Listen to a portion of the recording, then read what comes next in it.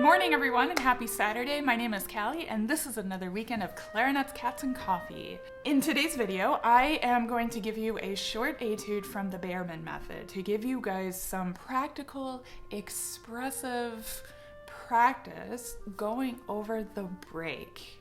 Before we do that, I'd like to thank my patrons for your enthusiasm and your support of my channel.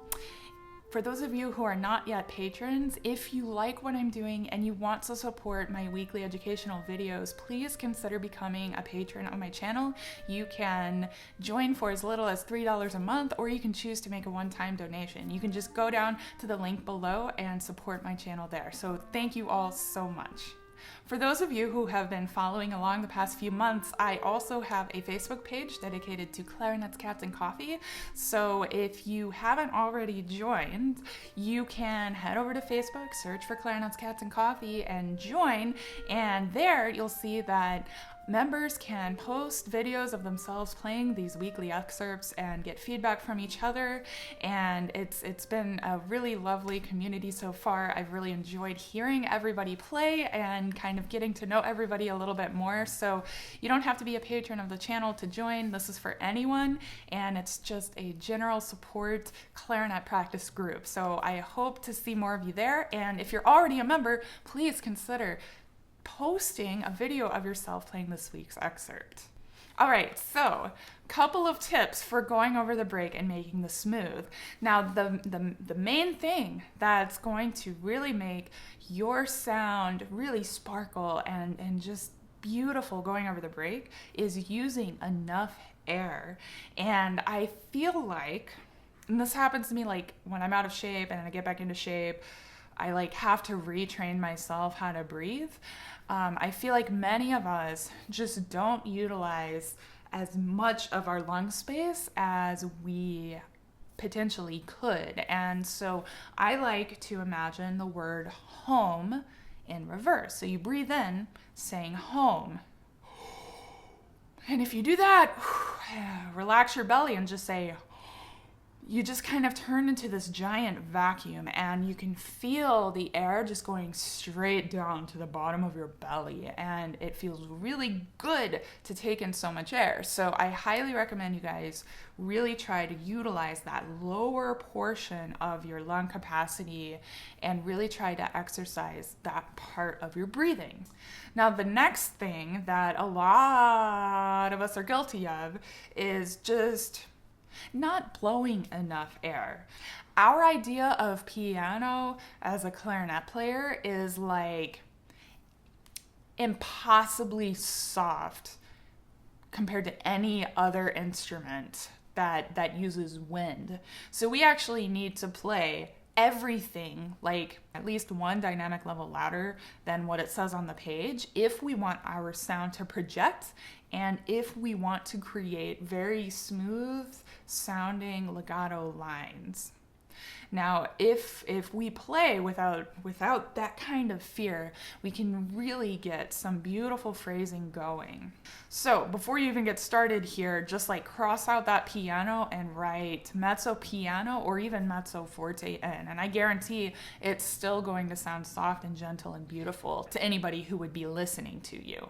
All right, and then another very practical thing that will help make that transition easier going over the break is to keep your fingers very close to the keys, or even use resonance fingerings on the throat tones. So throat tones on the clarinet would be open G, A flat, G sharp, A, and then A sharp, B flat. So these guys, these open notes here.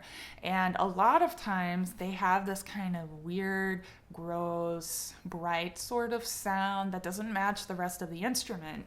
But if you add a couple of fingers like in the right and left hand, you kind of have to do some experimenting to see what sounds best to your ear on your instrument.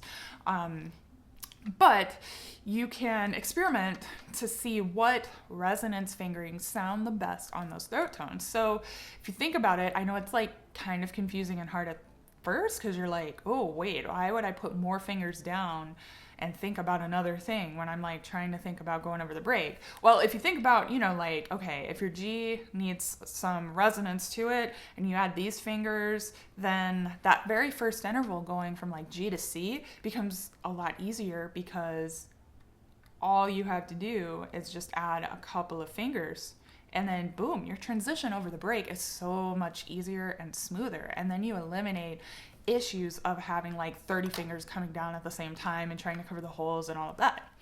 So if you're like me and like some of your throat tones are already pretty in tune and you don't want to have to lower the pitch by adding resonance fingerings too much, then you could just keep your fingers close to the keys without actually pressing the buttons completely closed. And just by doing that will eliminate issues of fingers not coming down at the same time. So you could try that, you know, practice going, you know, like A to B a bunch of times with your fingers really close. And you could also add some resonance fingerings and do some experimenting there. All right, so those are my tips. Lots of air, breathe big, play a little louder than you think you should, and keep your fingers very close, or even use resonance fingerings. So I'm going to play this for you guys, and I recommend you practice it this way as well. Play it through once, all legato, everything slurred, just really trying to feel the air connecting all the notes. Then play it again, adding some light legato tonguing in where appropriate, so you can add a little bit more of the articulation and the expression to the piece as well. So have fun with this. It's so much more fun to practice things whenever they can be applied in a musical concept, and I hope you enjoy.